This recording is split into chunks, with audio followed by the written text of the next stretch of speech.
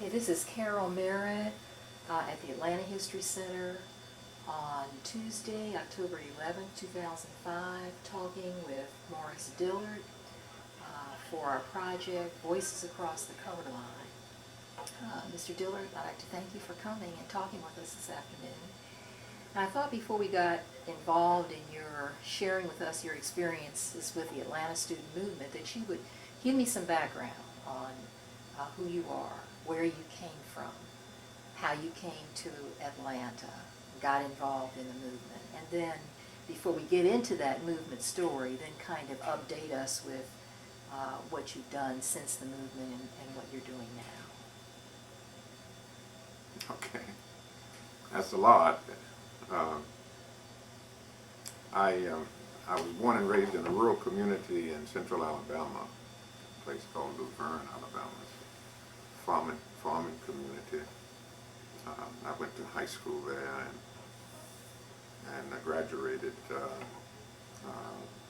guess at the top of my class, and it was for that reason that I was given an opportunity to attend college at Morehouse College.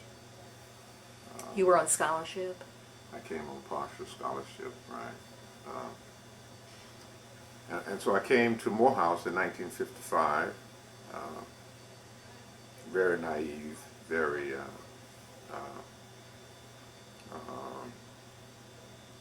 very frightened, I guess, to be in a big city. I had been raised in a very rigidly segregated environment. I'll never forget it's a little anecdote, but I knew I had been taught my place in that environment. I boarded a Greyhound bus actually the Trailways bus from Laverne to Montgomery, and then I transferred to a Greyhound bus to come to Atlanta. And automatically I took my seat in the back of the bus. No question about it. Did not have any problems doing that. But when I arrived in Atlanta, as instructed, I boarded a city bus at the bus station that would take me to Morehouse College. And for reasons that I'll never be able to explain, I sat in the front of the bus. And the bus driver stopped the bus, and he cursed me. He cursed me from A to Z. And you can imagine the shock of an 18-year-old boy, never having experienced anything like that, because I knew my place. I mean, I stayed in my place in my hometown, as everybody did, as all blacks did. But that was my first encounter with the violence, with my first personal experience with the violence of segregation. I had seen it perpetrated on others, but I had never experienced it because my parents had protected us, had shielded us, had told us in no uncertain terms what we were supposed to do, what we could do, what we couldn't do. And we did it, and we were all right. My father was treated, pretty well by the white people in the community because he stayed in his place. What did your parents do? Farmers. We were farmers. So I came to Morehouse and immediately fell under the spell of Dr. Benjamin Mays, who began to undo very systematically everything that I had learned about my place and about who I was and about what I could be and what I could do. He taught us to respect ourselves. He taught us that there was nothing that we could not accomplish if we set our mind to it and we worked hard. And he was a saint of a man. He was somebody that you believed and you wanted to do what he said. You wanted to be like him. And he was perhaps the person who had the greatest influence on my life, outside of Laverne and the influence of my parents. I was a reasonably successful student. I stayed out of school one semester. The first semester of my sophomore year, I stayed out of school to work to help pay the expenses of school. But other than that, my career at Morehouse was pretty normal. I was fortunate enough to receive a travel study grant from Charles E. Merrill, along with other students. He instituted this grant at Morehouse where he wanted the Morehouse men, selected Morehouse men, to go abroad, anywhere of your, in the country of your choosing. Stay a year, do anything you want to do, just get out of the country, just get out of the United States and see how other people live. Expose yourselves to other cultures. If you wanted to go to school, that's fine. If you just wanted to bum around, that was fine. His only requirement was that you leave the country, and he gave a grant for that purpose. It was a pretty generous grant. I chose to go to France. I ended up in France. I traveled around for a few months and ended up in Paris and fell in love with Paris. And so that was an important turning point in my life, career-wise, because I ended up majoring in French and pursued a teaching career in French. How long were you in France? For a year. It was a full year. And that also was a liberating experience. Although I was still very young, was not well prepared for that experience. It was nevertheless a very liberating experience because the constraints the change, if you please, that had held me back mentally and psychologically as I was growing up were further loosened by the experience in Paris. I was free to do whatever I wanted to do, and there was no kickback. But again, when I returned and boarded the bus from New York to Atlanta, when we crossed the so-called Mason-Dixie line, that's when the seating patterns on the bus changed. And I was reintroduced to the reality of segregation. I had to get in the back of the bus when we crossed the borders in Kentucky, I guess it was. But I returned to Morehouse a more mature person, I think, a freer person. And the burden of segregation weighed more heavily on me than ever. So I was ready for something. I was ready to do something, although I didn't know what it was, and I knew that there were certain things you couldn't do. So while Dr. Mays preached liberation and encouraged us to be all that we could be, he was also mindful of the dangers inherent in challenging the system. So we lived a pretty protected life on the campus. He did not want us to leave the campus or leave the confines of the black community because he knew what could happen to us. And we pretty much adhered to those guidelines. But we were restless. We were clearly restless. That was a growing restlessness. We're now in the 59 58, 59 time frame. You could just sense it. And in my own case, I had not only been exposed to the teachings of Dr. Mays, I had been able to, for a year, live a relatively free life, if you please, in Paris. There were no racial incidents in France. None at all. I did not experience any. I'm sure there was some, but I did not experience any. And I ran pretty free in Paris.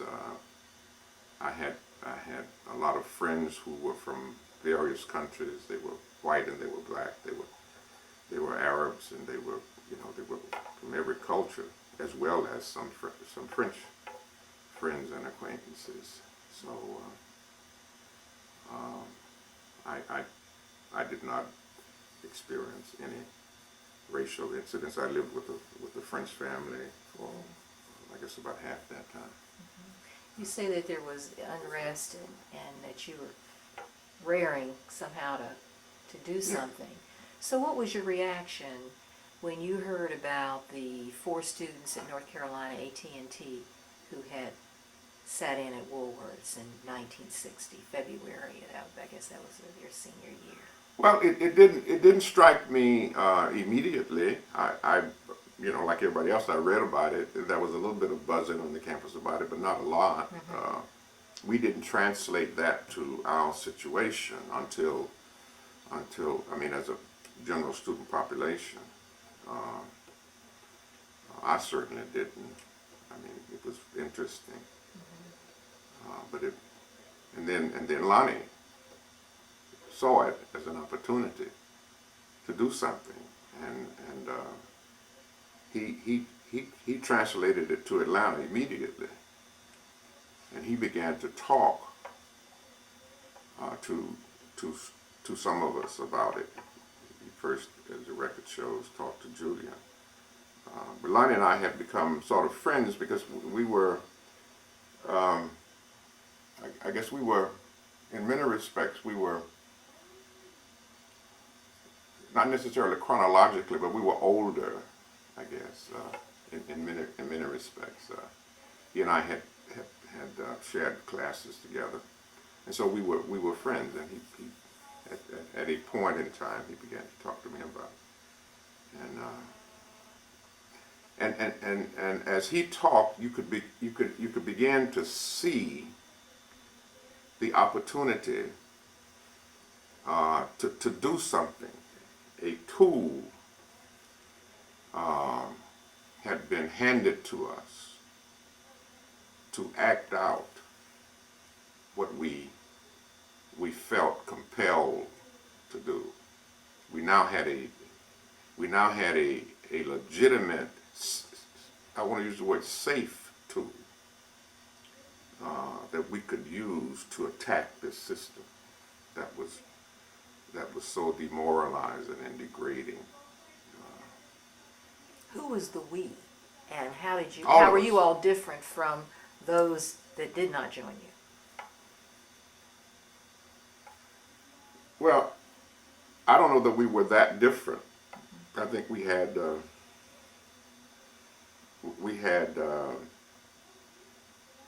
committed and selfless leadership. We had an environment. We were all from private institutions, so we were freer to act than many of the students from the public institutions. But even on your own campus, what was it about those of you who got involved in the movement compared to those who did not get involved? Well, it was just a matter of degree. I mean, we all had pressures, and because most of us were from the South, and our parents, were back home in the South, still living under very rigidly segregated conditions. I recall very distinctly that one of my greatest fears of participating, with respect to participating in the demonstration, was that my name would get in the paper and it would get back to my hometown, and it would have repercussions for my family. So for a long time, I say long time, for several months, the front end of the movement, I would not actually go out with the demonstrators. I stayed back at the office and worked with the logistics of the, and there came a point when I said, I just have to get arrested. I mean, I cannot go through this. I cannot truly be free, if you please, until and unless I actually march and get arrested.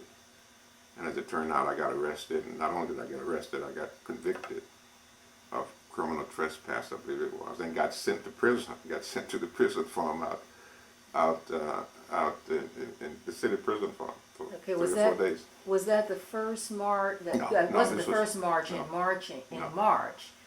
But do you recall when it was and what the issue was, and can you describe what your activities were that ended you up in jail?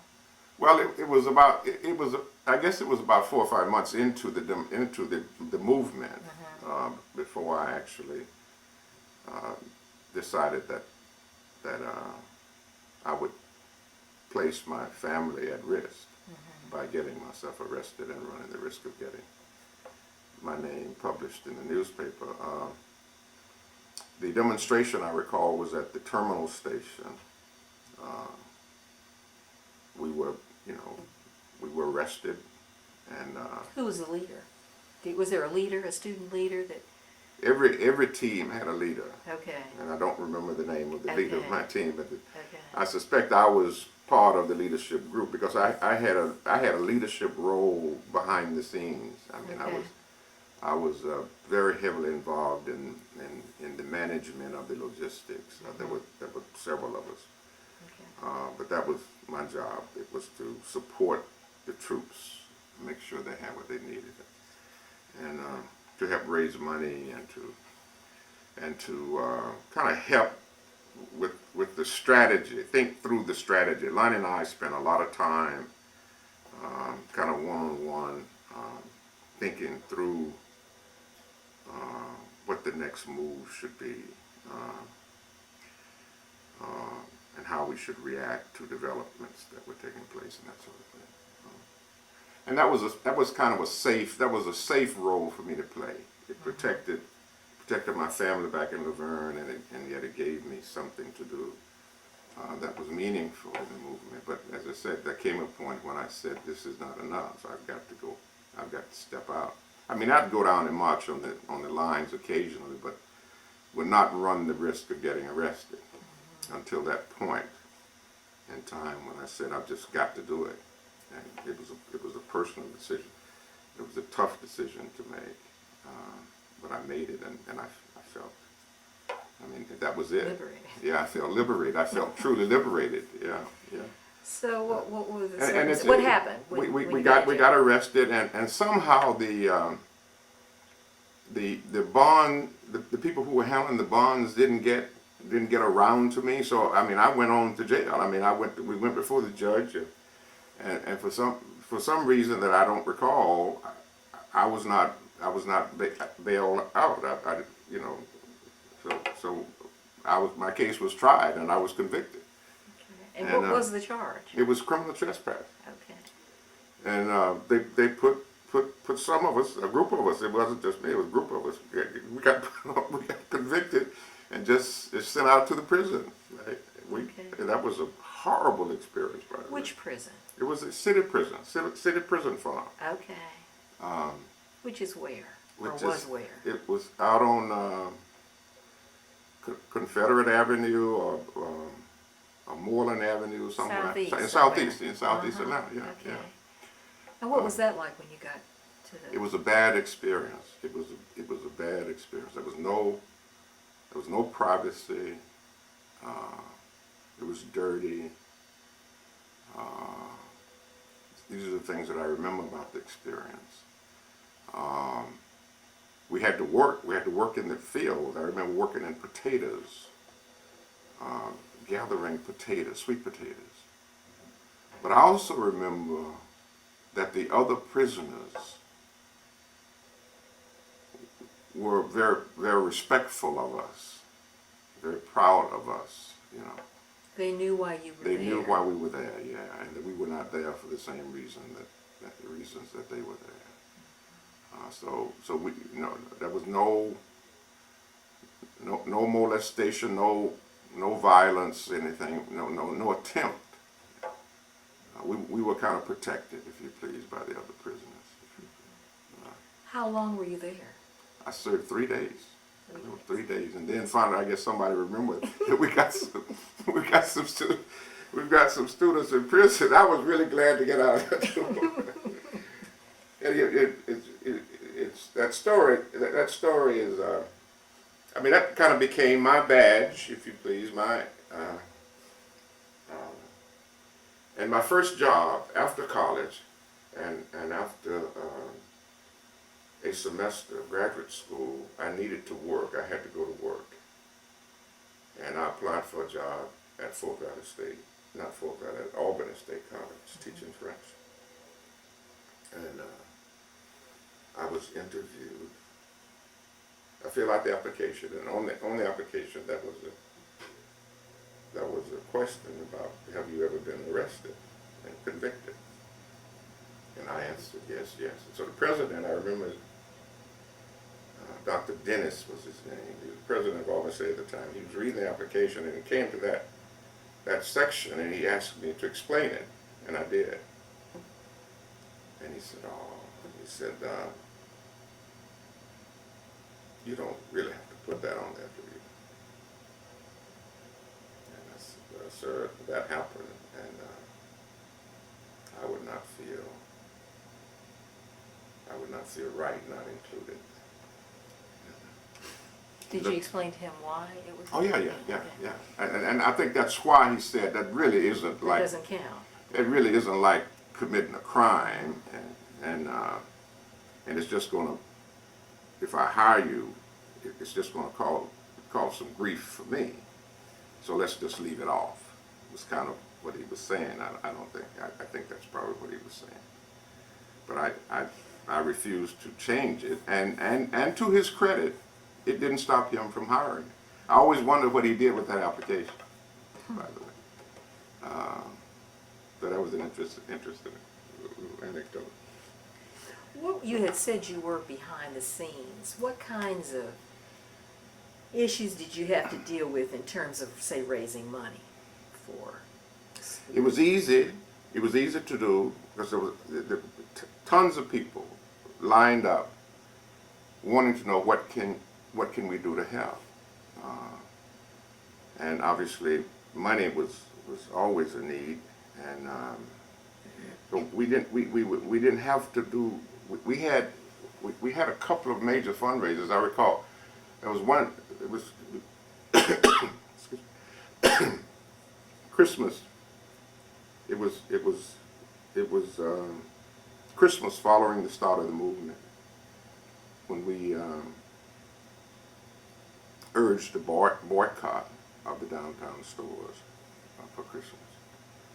And we offered instead freedom cards.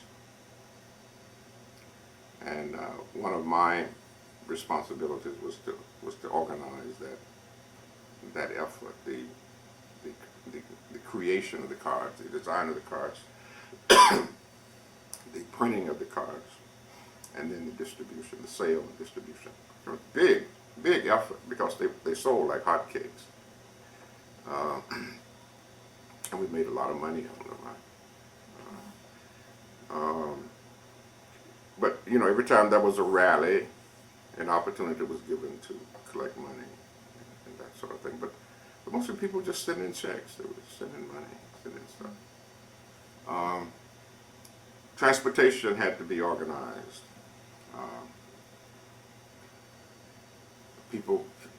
Students had to be fed. Students had to be recruited and organized. And we didn't just do mass movement, mass demonstration.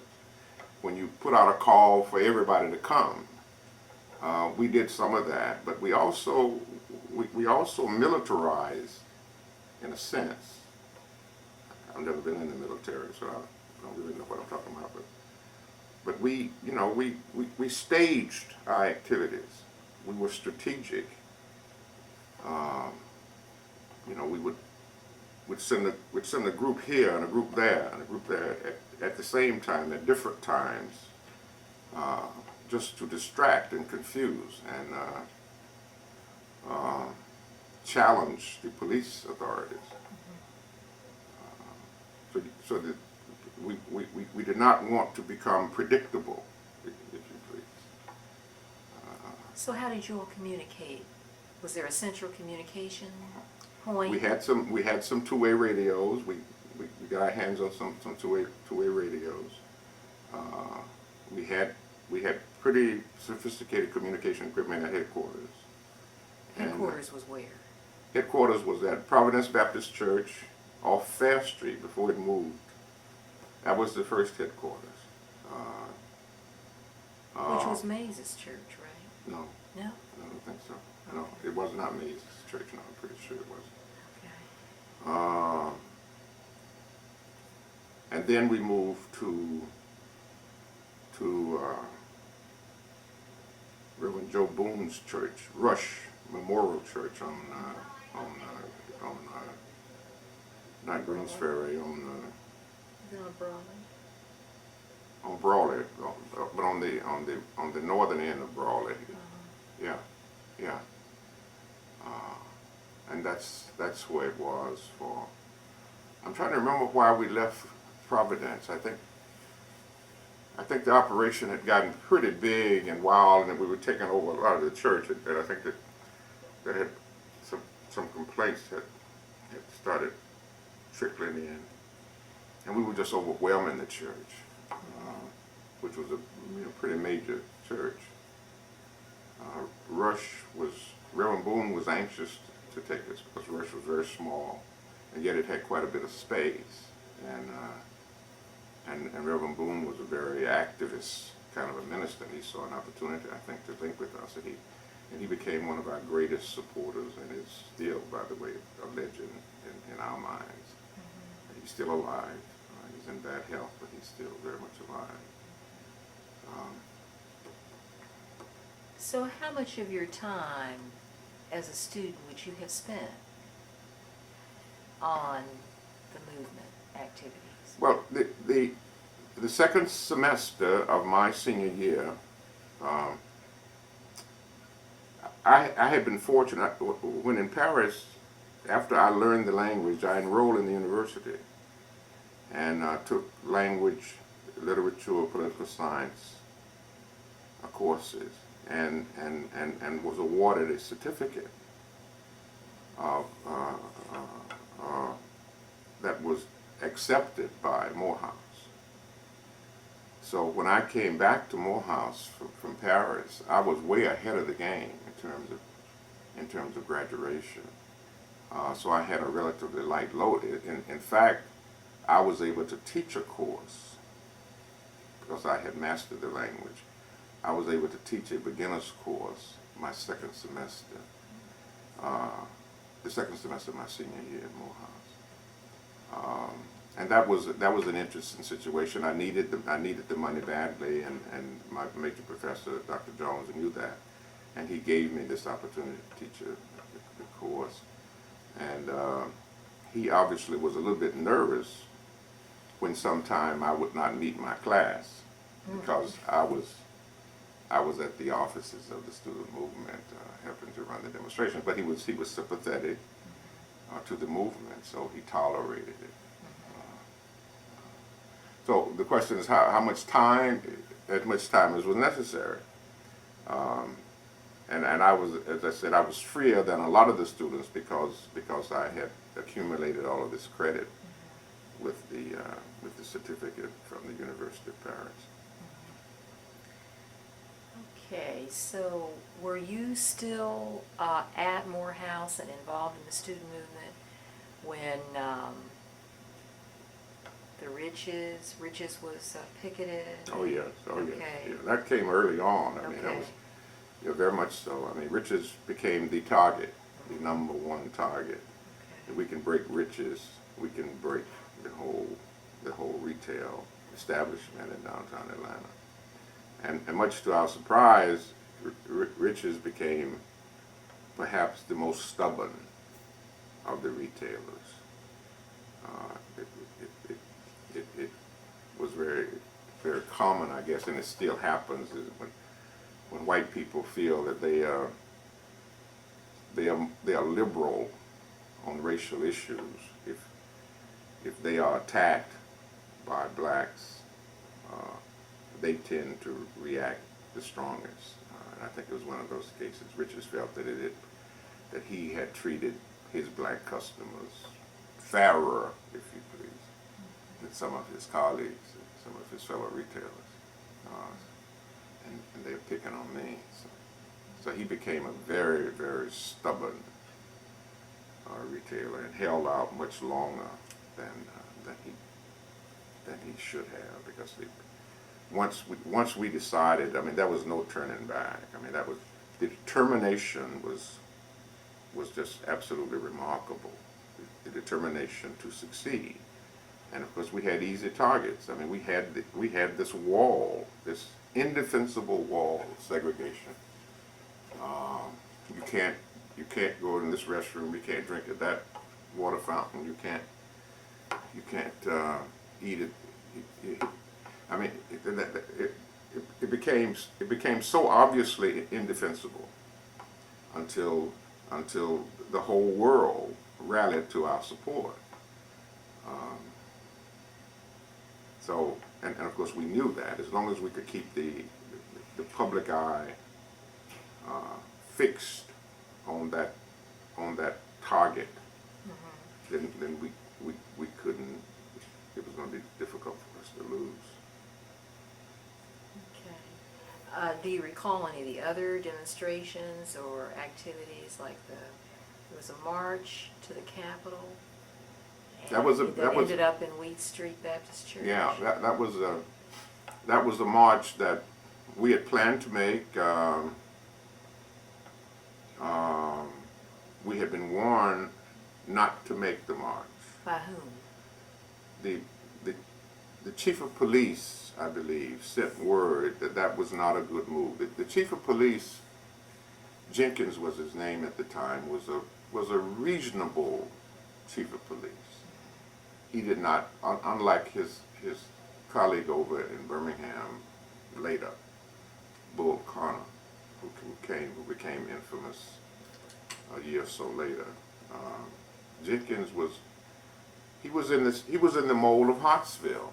It was, let's keep this thing kind of quiet and easy. Let's be reasonable. Let's don't be no head knocking here. We're not going to do that. No dogs, no nothing like that. And he had, by the way, a couple of black officers whom he counted on to advise him and to serve as kind of a liaison with us. So we didn't have a lot of trouble with the police, okay? But he knew that if we went to the state capitol, it would be out of his control, because the state police would be in charge. And he had picked up some messages that they were just waiting for us to come over there, so that they could, beat our brains out. And as I recall, that march was diverted, ultimately diverted away from the Capitol and ended up in Beach Street. But we Were you on that march? I was not on that march. Okay. No, I was not on that march. I was watching that march from headquarters. Okay. Yeah. I'm not sure if I just asked this, but you were not at Raleigh when the student not at nonviolent. Raleigh, no. Okay. No. But then what became the relationship between the Atlanta University Center movement and the activities of the Student Nonviolent Coordinating Committee? What was the interaction or relationship? I think our leaders had a lot to do with the creation of SNCC and with its early success. But from the beginning, SNCC was a non-Atlanta it was headed towards, it was a national movement. We were strictly Atlanta. I mean, we dabbled a little bit in things outside of Atlanta, but you know, we had our hands full here in Atlanta. For example, we probably did the very first freedom rides.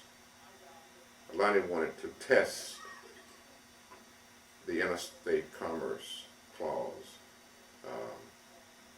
and so we organized freedom rides from Atlanta to several cities. They were very carefully orchestrated, very carefully executed. Some of us got arrested. I did go on the freedom ride, by the way. Where did you go? Went to Chattanooga.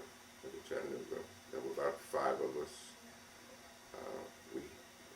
Our goal was to get arrested. A bond had been prearranged.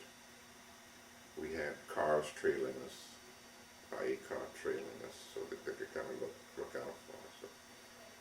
So sure enough, we arrived in Chattanooga and went into the white waiting room, and the police were there, and they took us to jail. We were booked, and we were immediately embraced by Atlanta Life Insurance Company, families, if you please. And they carried us, put us up and fed us, and we went to court next day, and we were convicted. We were convicted. And On what charge? on charge of trespassing. Criminal That was it. trespassing, Yeah, yeah. That was criminal it. trespassing. That was it. Yeah. And we were eventually acquitted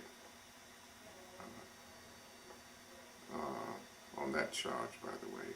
But we were initially convicted.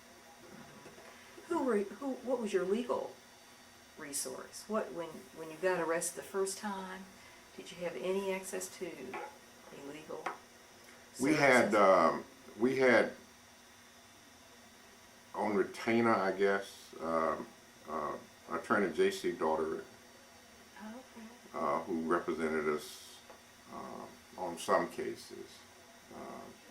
He represented us initially in this case, in the case of Chattanooga, the Freedom Ride case.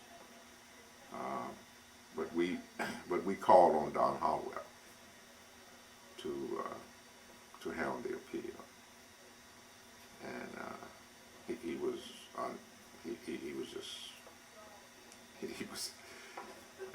was brilliant in the courtroom.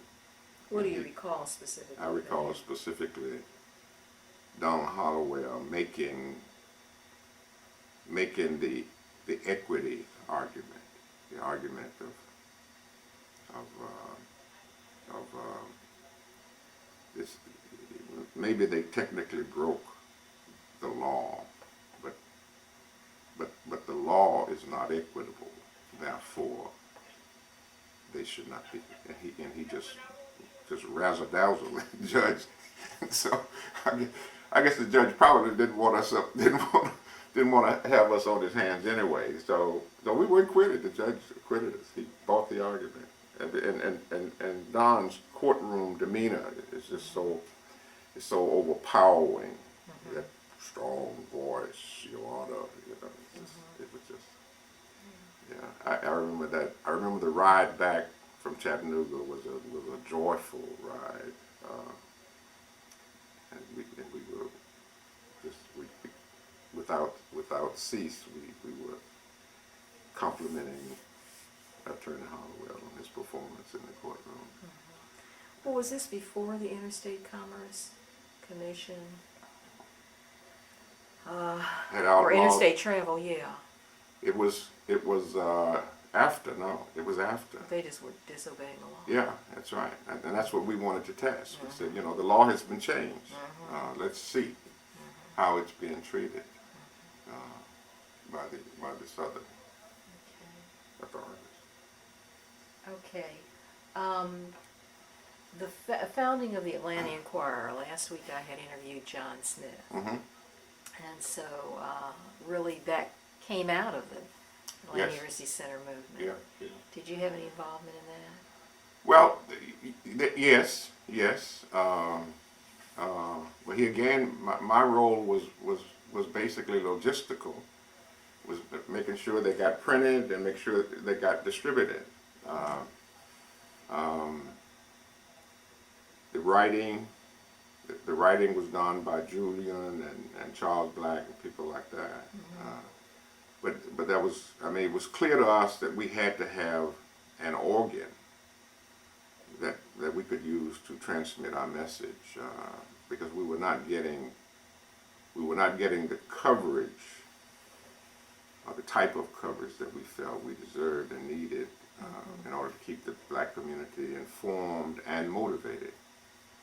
We were not getting that from obviously we weren't getting it from the white press, and we weren't getting it from the Daily World, because Scott did not really believe. He believed, I think, in freedom and equality. I would never accuse him of not believing in that, but he did not believe that the tactics we were using were the appropriate tactics. And that's the thing you need to keep in mind, is that what we faced, we the students faced when we chose direct action, nonviolent direct action, was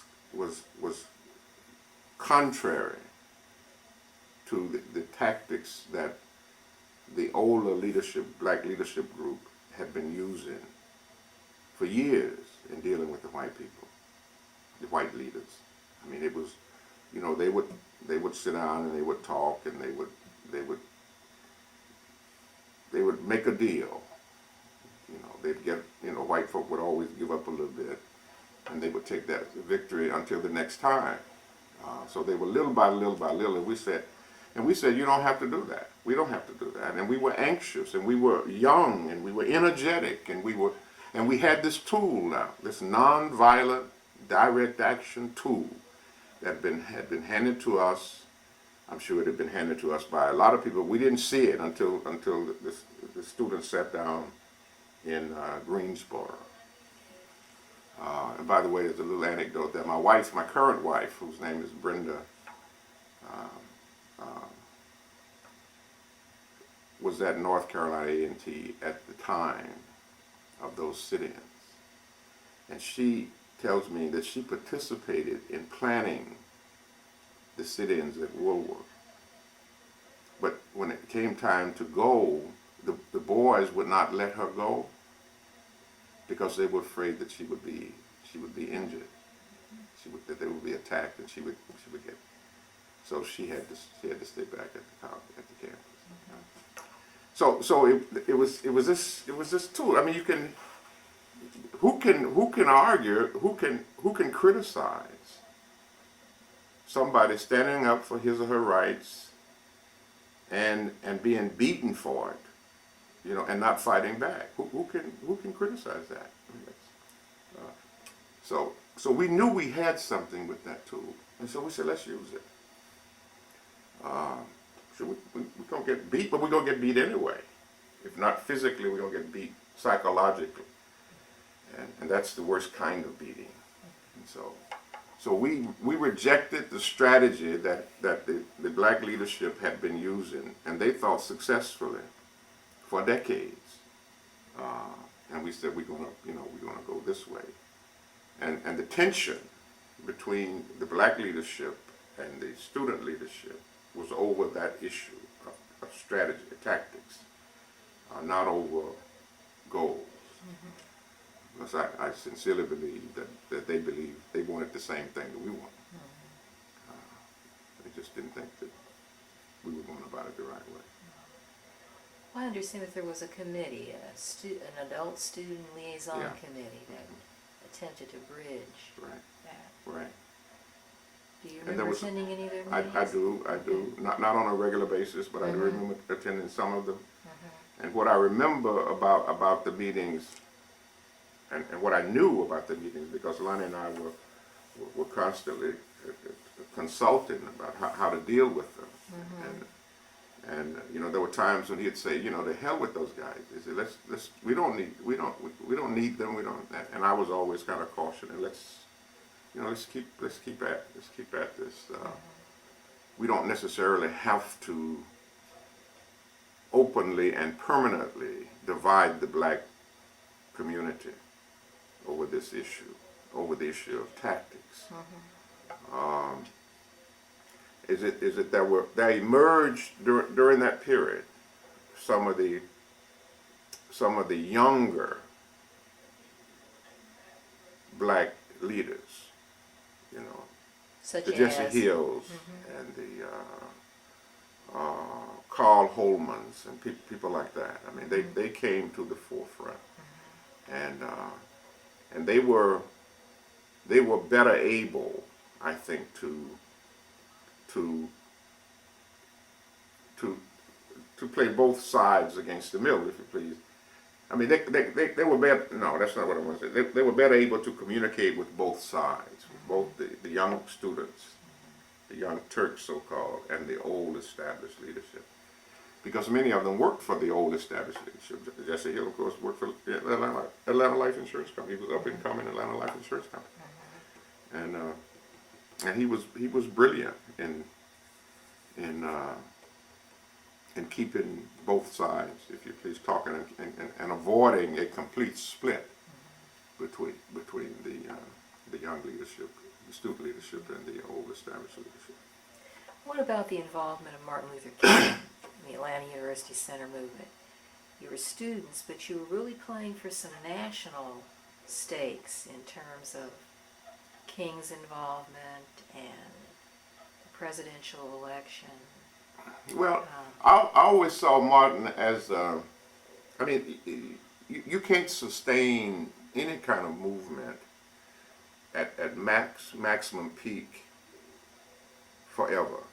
So there were peaks and there were valleys in the movement, and we would run up against obstacles that appeared to be insurmountable, and so we needed push here and there. We needed and Martin was there for us, during those valleys. We could call on him, and he would boost. He would give a boost to the movement. But he was not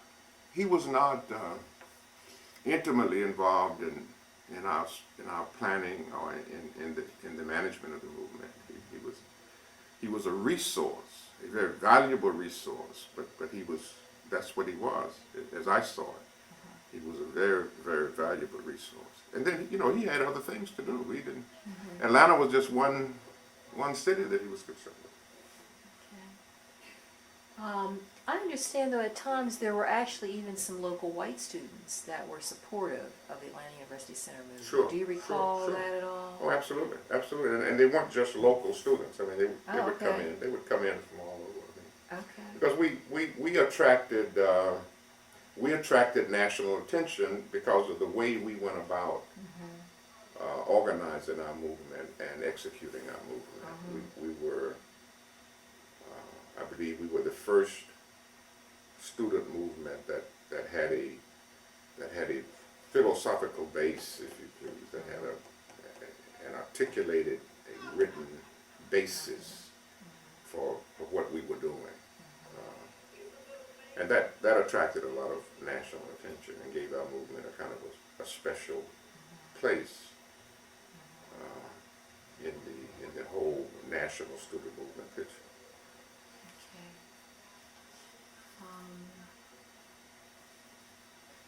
Were you involved, or do you have any recollections of other activities in terms of the restaurants, the theaters, the hotels, the churches?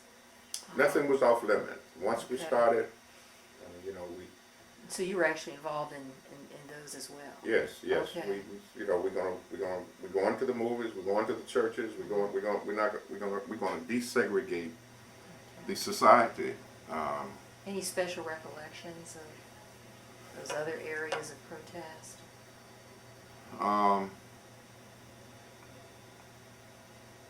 Nothing jumps out. I understand there was a lie-in at Grady Hospital.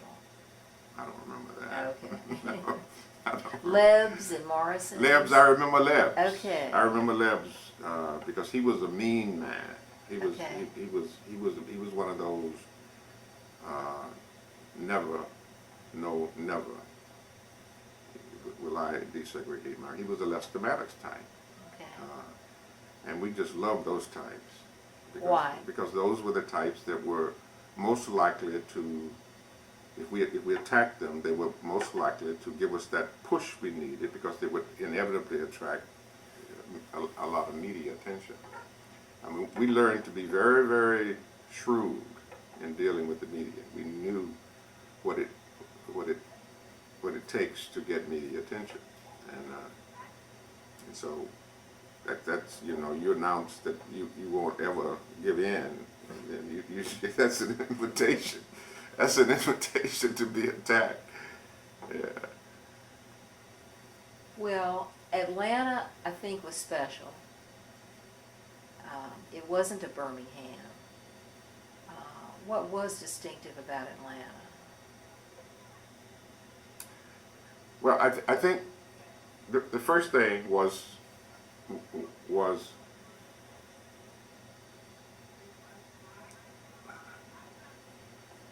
we had a strong I mean, we had been drilled 3-4 years. When I say we, I'm talking primarily about the Morehouse contingent. But the same was also true of the other institutions, to more or lesser degree. But we had been prepared for this by Dr. Mays himself and by all of the leaders in the black community nationwide, worldwide indeed, that he brought to the campus. We knew we deserved what we were fighting for. There was no question about it. It was not a plaything with us. It was this is wrong, and it has to be changed. And we are willing to lay our lives on the line to change it. And now we have this tool. It's what this nonviolent tool, and we're gonna use it to the maximum extent to get rid of this scourge. Okay? And we crafted we call it a manifesto of sort that would lay out for the public what we were doing and why we were doing it. And the argument was so strong until we literally, I think, mobilized the entire community. So if there was a difference between Atlanta and other communities, it was the approach. It was the grounding, the philosophical grounding that we had received as students by our professors and by speakers brought to the campus. But it was also in how we approached the task. Okay, so was Atlanta a city too busy to hate? No, I wouldn't go that far. No. But Atlanta was a practical city. Atlanta knew that those students are not going to give up. I mean, they're not going to go away. We've got to deal with this problem. We got to deal with this problem. And we got to deal with it now. They're not going to wait, and they're not going to go away. So let's suck it up, and let's do what we have to do to resolve this issue. Yeah. Atlanta was practical then. Atlanta is practical now. Okay, we're coming up to the 50th anniversary of the Atlanta University Center Student Movement in 2010, 5 years from now. What are your hopes for that celebration and the legacy of the movement? Well, I must tell you that when I look at Atlanta today as compared to Atlanta in 1960,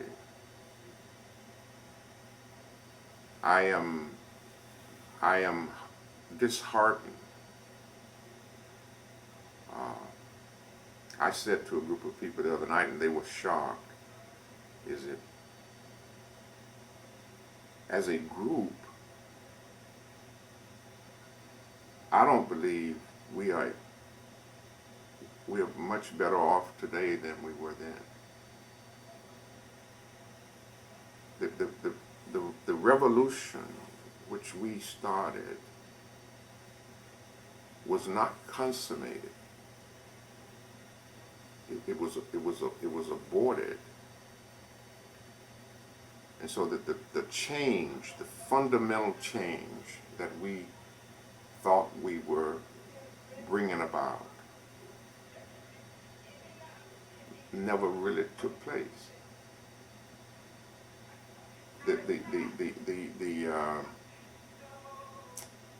discrimination, the deprivation, the denials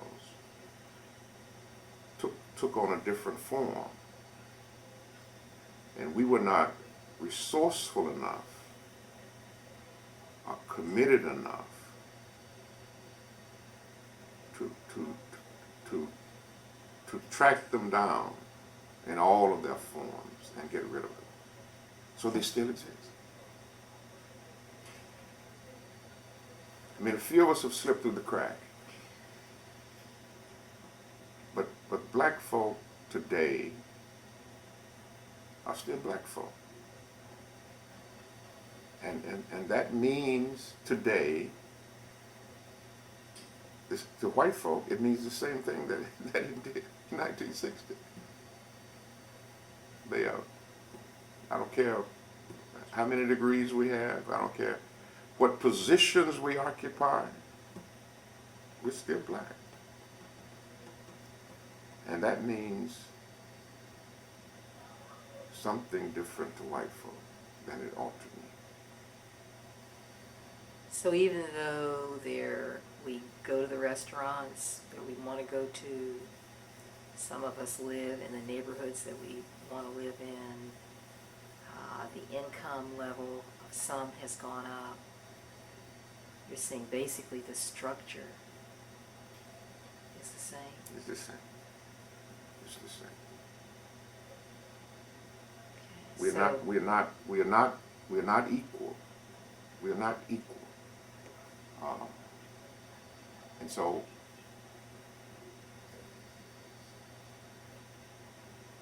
what does that mean for the challenge? What is the challenge then? How do African Americans address that? we have to first understand that we have not achieved equality. And perhaps it was too much to expect. Yeah, I mentioned to you is that the Atlanta student movement spanned 15, 18 months at most. And then it was gone. I mean, it petered out. Those of us who were responsible for the early period went on with our lives. We attempted to go on with our lives. And we didn't put in place the next generation with the mission, the mandate to carry on the movement until this thing, this evil, in all of its manifestations, is eliminated. That didn't happen. And so the evil still remains. It's still there. In the body politic, it's still there. It's still there. So what do? We've got to understand that. We've got to understand that the evil is still there. And we've got to organize ourselves. We've got to organize ourselves, just as we did then, to get rid of the evil. Thank you. Thank you for this very, very good interview. Keeping us thinking and still thinking. What are you doing now? What am I doing now? I am I'm retired From? from MARTA. I retired from MARTA in 1991 to help organize the 1996 Olympic Games. And following the games, I organized a company, a consulting firm. So that's what I'm doing now. I'm doing consulting primarily in transportation. Well, thank you very much for continuing to take part in public service. Thank you again for your Thank you, interview. Carol.